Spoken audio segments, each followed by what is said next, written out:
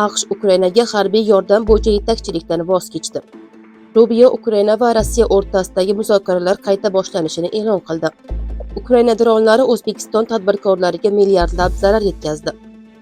Italiyada 40 yildagi eng kuchli zilzila sodir bo'ldi. AQSh Ukrainaga harbiy yordam bo'yicha yetakchilikdan voz kechdi.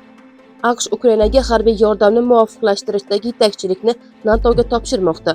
Pentagonning ushbu qarori Ukrainaga qurol-yarog' yetkazib berish va ukrainalik harbiylarni tayyorlash ishlarini boshqaruvchi Ukraina xavfsizligini qo'llab-quvvatlash guruhi faoliyatiga taalluqlidir.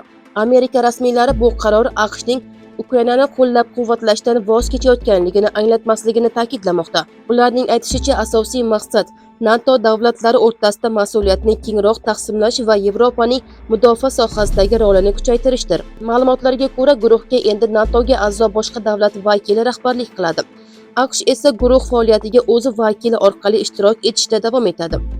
Rahbariyat almashinuvi bosqichma-bosqich amalga oshiriladi va bu jarayon davomida Ukrainaga harbiy yordam hamda askarlarni tayyorlash dasturlari to'xtatilmaydi. Mazkur guruh 2024-yilda NATOning Washington sammitidan so'ng tashkil etilgan bo'lib, uning shtab-kvartirasi Germaniyaning Wiesbaden shahrida joylashgan. Pentagon bu o'zgarishni AQShning yangi mudofaa strategiyasi va NATO ittifoqchilari o'rtasida mas'uliyatni qayta taqsimlash siyosatining bir qismi sifatida izohlamoqda.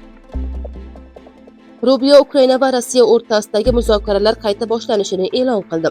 AQSh Rossiya va Ukraina o'rtasidagi muzokaralarni yana jonlantirishga urinmoqda. Washington yaqin haftalarda tomonlarni yana muzokara stoliga qaytarish uchun yangi diplomatik sa'y-harakatlarni boshlash niyatida. Bu haqda AQSh davlat kotibi Marko Rubio ma'lum qildi. Uning aytishicha, hozirgi asosiy muammo Moskva va Kiyevning keskin farq qiladigan qizil chiziqlari. Rubio tomonlar murosaga yaqinlashmaguncha tinchlik kelishuviga erishish qiyin bo'lishini, biroq AQSh vositachilikni davom ettirishga tayyor ekanligini ta'kidladi. Avvalroq AQSh prezidenti Donald Tramp ham Vladimir Putin va Vladimir Zelenskiy urushni yakunlashni istayotganini, ammo buning uchun har ikki tomon muayyan yon berishlariga rozi bo'lishi kerakligini bildirgan edi. Ayni paytda Kreml Ukraina bilan muzokaralar davom ettirilishi bo'yicha hali hech qanday kelishuv yo'qligini ma'lum qilmoqda.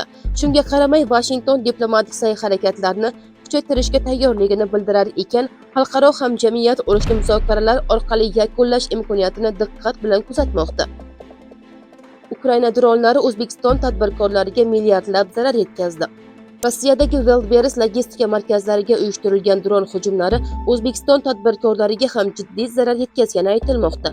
Kompaniya asoschisi va bosh direktori Tatyana Kimning ma'lum qilishicha, Ukraina dronlari hujumi oqibatida O'zbekiston, Qozog'iston, Qirg'iziston, Belarus, Armaniston, Xitoy va boshqa mamlakatlardan bo'lgan tadbirkorlar milliardlab yo'qotishlarga duch kelgan. Uning so'zlariga ko'ra, Wildberries logistika tarmog'i o'nlab davlatlar biznesi bilan bog'langan. Shu sababli kompaniya omborlariga berilgan zarbalar nafaqat Rossiyaga, balki ushbu mamlakatdagi minglab sotuvchilar va millionlab xaridorlarga ham ta'sir ko'rsatmoqda.